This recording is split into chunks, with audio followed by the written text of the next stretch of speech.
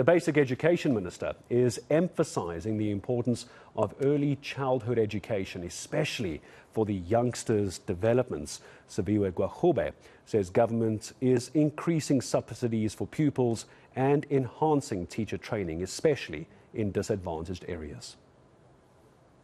ECE is not only just merely preparatory, it is foundational.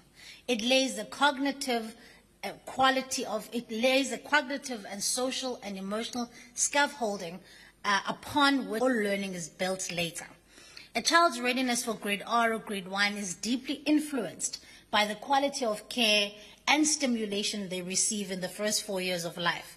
For this reason, we are formalizing early childhood development centers, aligning them with the National Curriculum Framework, raising subsidies from 17 Rand to 24 Rand per child, and investing in practitioner training, especially in informal and underserviced community.